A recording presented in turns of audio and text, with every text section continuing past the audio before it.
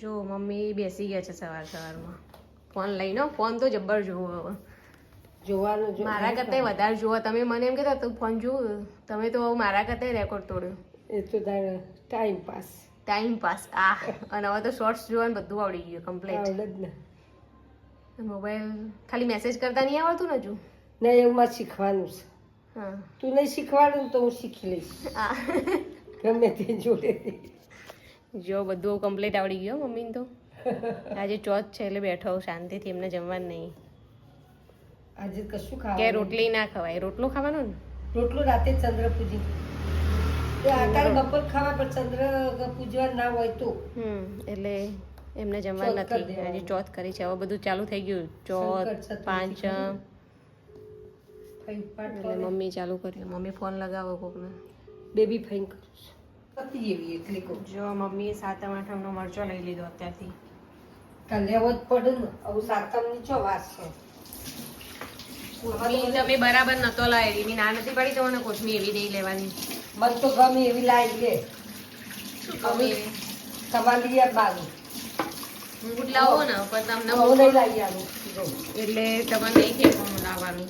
આજે અતાવધી કરી એ બધું ફોક ખાવા હવે ઠેકાણું નહીં ઠેકવાનું નહીં તમારે લાવવાનું જોયું ઠેકાણું નથી પાછો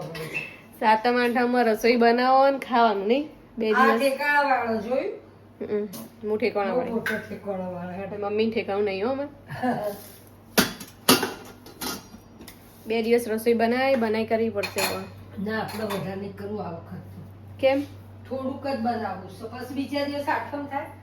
હા એટલે પ્રસાદના જીયાના માટે તો ગરમ કરીએ જ છીએ અમે જન્માષ્ટમીનું તો રહું જ પડે ને એટલે ખાલી અમારું મમ્મીનું પપ્પાનું 3નું કરવાનું ગેસ ને બધું બનાવવું પડશે ગેસ બનાવીશું હા. મરચા ને મરચાં ને ગેસ બીજું શું ઢેબરા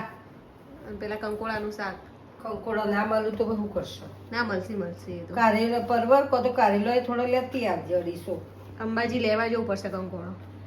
તે મગાઈએ ના મેં કીધું તું ઓલી આજે જમવામાં જો બ્રેડ પિઝા કરવાના છે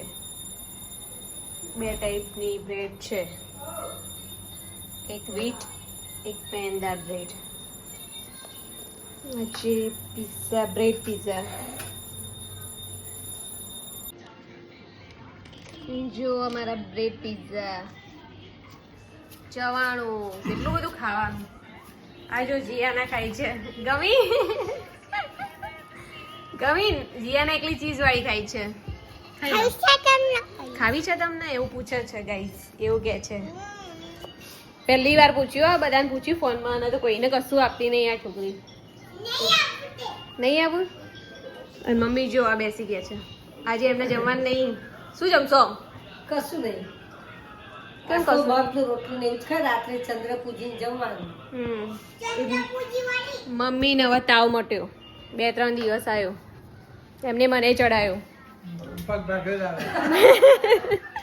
મારો પગ ભાગી ગયો અને પ્રીમામાં એટલે મમ્મીને શરદી થઈ ગઈ ને તો મને શરદી ચડાવી હતી મમ્મીએ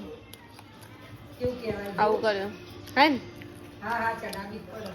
તમે રહી જોઈને મમ્મી કે ચડાવી પડે તમે રહી જાય ના ચાલો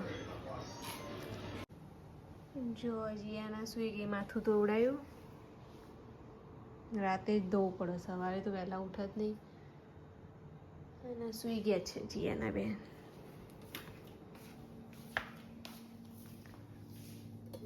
જો સાતમ આઠમની તૈયારી કારેલા કંકોડા બનાવી દીધા સમારી દીધા એટલે કિલો લાવી છું બહુ જ ભાવ શાક મને કંકોડાનું સાતમ આઠમની તૈયારી કરવી પડશે હવે રસોઈ બનાવવા માટે જો મમ્મી છે ને પ્રસાદ લઈને આવે ને આ છૂટી પાડે રોજ પ્રસાદ લેતા જવાનું નહીં તમારે આ તો નરેન્દ્રભાઈ ફરી બોલાવીને આપી આટલી બધી આપી સુકડી તમને એટલે મમ્મીનું મજા પડી જશે અમારા અમે 2 જણ નહીં એટલે 2 જણ વાત સાચી પણ હવે આ બધી ખાશો પછી એક તો શરદી મટતી ના નહીં. એટલે આ તો જન્માષ્ટમીમાં ખાવાની તને ખબર ના પડે કે શરદી મટતી નહીં. ઉપવાસમાં. શરદી તો મટતી નહીં તમને એ તો ના મટે તો કોઈ નહીં થાય ખાધા વગર ચાલો એટલે ખાજ ખાવાની પ્રસાદ હા. આખો દિવસ બીજી તો નહીં ખાતી પણ આ તલની સુખડી ગમે એટલે તા